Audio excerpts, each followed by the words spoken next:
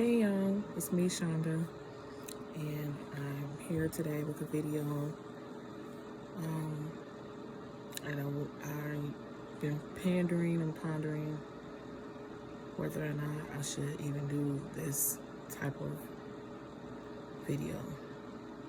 So I came to the conclusion of yes, I would love to do it, and I want to share this process and my story with the world. So, I have recently been diagnosed with stage 3 breast cancer that has spread it to my lymph nodes. Yeah.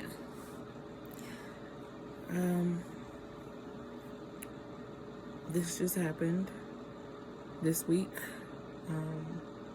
I'm terrible with dates and stuff, but I got the call this Wednesday. Yes, this Wednesday I got the call.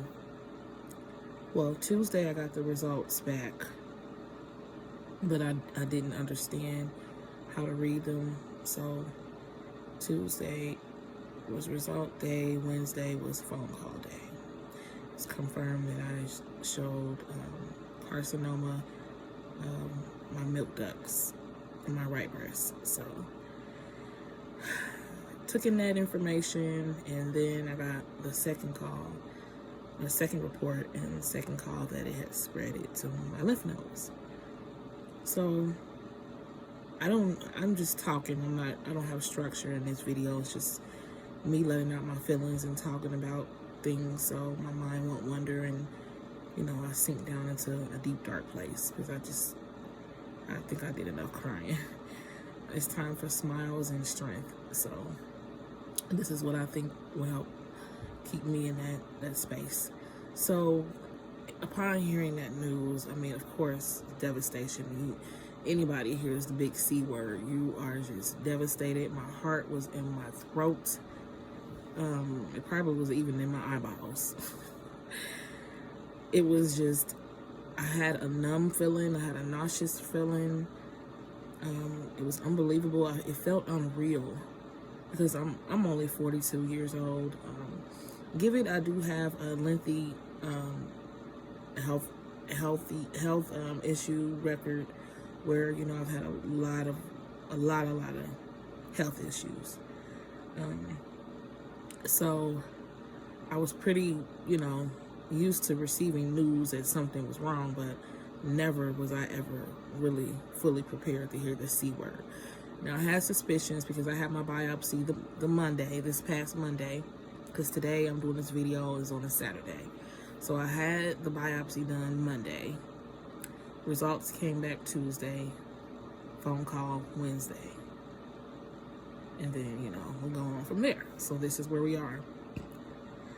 I have not started treatment yet. I haven't seen any doctors yet. I've just been scheduling appointments, and I do have an appointment set up to see the cancer surgeon. I'm still waiting to hear back from the oncology to schedule that appointment to see, what type of treatment that I will need for this type of cancer. I don't know how to feel. Like, of course I'm hopeful, like I know I'm gonna beat this. It's just the feeling of knowing that you have that in your body. That's just how I feel. Like, oh my gosh, I have cancer in my body, and it just kind of freaks you out. Like, I won't say I'm scared. I feel weird. Like, it's just this is how I feel. So if you get a splinter in your hand, in your finger, okay, that's a foreign object. It hurts, and it doesn't belong there, and you can take it out. And what do? You take it out. It might take a few tries or whatever, but you take it out and you feel better. Even though you're still gonna be in a little pain, it's gonna take a little time to heal, but you will be free and clear from that foreign object of your body. That's how I feel about this cancer, but I can't do anything about it physically. It's gonna take process. I know, like, medications and chemo, radiation, stuff like that, that I can't like physically go in there and grab it. That's how I'm feeling. And I felt the same way with my VP shunt, because I have pseudotumor cerebri as well, and I have a VP shunt in my head. So I feel the same. I just fully accepted having that thing there, something lodged in my brain, and just wanting to like rip it out. But and then boom, I was hit with the C word. So I know I'm not the only one who's ever gone through something like this. I've been watching a couple videos on YouTube, and I really admire and adore all the strong lady stories. I commend them and I congratulate them on beating cancer's ass. Yes, girl power, women power.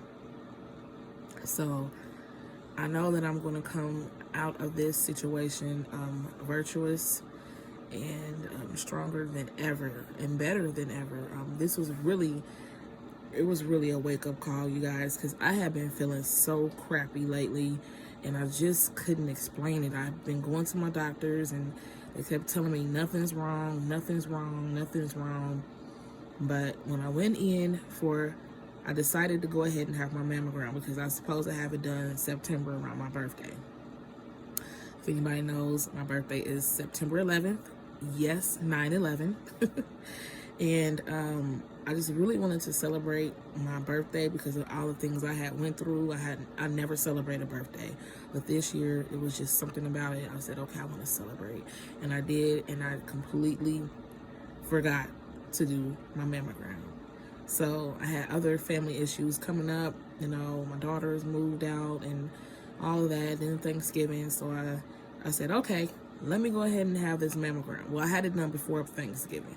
I had a mammogram done November the 10th. Now, before I went in for the mammogram, I had a little slight breast pain in my right breast. So I went in for the mammogram, and I got my results back in a couple days, and it showed abnormalities, and they wanted me to come back for another mammogram. And I said, okay. I went back in, they explained everything to me and said, you know, something looks abnormal. They want to take a closer look at it. And I'm like, cool, okay, let's do it. So we did the mammogram, and they said if they couldn't see what they needed to see, that they would need to do an ultrasound. So they did ultrasound after the mammogram, and still found more suspicious things. So I was referred over to have a biopsy. It happened pretty quickly because today is December the 10th. So it's been a whole month since the start of everything. The first mammogram up until diagnosis, one whole full month today. So I go have my biopsy, like I said, Monday, results Tuesday, phone call, you have cancer Wednesday, and then another phone call, it spread it to your lymph nodes. Then I got another call that said the cancer in my breast are trapped inside of my milk ducts. So it's in situ. They call it DCIS. So that means it's there, inside of there, and it has no keyholes. Now, I'm not an expert at it, none of this, so please don't take my wording for expert advice, because I'm just processing what I needed to process to understand it. And I'm sorry if I'm not coming over as professional or medical term like, okay. So I don't have keyholes in the trapped cancer cells in my milk ducts, and I'm at stage 0 breast cancer, but my lymph nodes definitely have keyholes and cancer cells inside and outside of them, and multiple masses. So we don't know the stage of that. I have yet to go in for anything. Like I said, my appointment is at the end of this month, and I am going to see the cancer surgeon. Hopefully I'll get to see the oncology first, because if I need treatment, I'm going to need to do it like now, I think. I'm still doing my research and my studies and make sure that I make the right decisions, because, hey, I've never had cancer before, so I don't know how, how to really go by this. Like, I don't want to make the wrong decision. So I've been trying to reach out to people, and, my daughter's been really helpful, asking her coworkers who has had breast cancer and beat it. And I'm so grateful, so honored for that. I love her for that, and everybody who else is, trying to help. I sincerely, truly love y'all. Thank you. My son is doing research. My husband, of course, is doing research. People just have a lot of questions, as I do too, of course. And I'm going to get those questions answered before making a definite decision on how to proceed through with this cancer. It's only one thing that I'm really concerned about that's not really keeping me satisfied with making a decision about it, is that I have pseudotumor cerebri and I have a shunt, and the shunt is on my right side. Cancer is on my right side. So right in this area, my tubing from the shunt is there. So it's kind of like, I'm trying to find anyone who's ever had this diagnosis who also has a shunt on the same side as their cancer. That's the only thing that's really on my mind.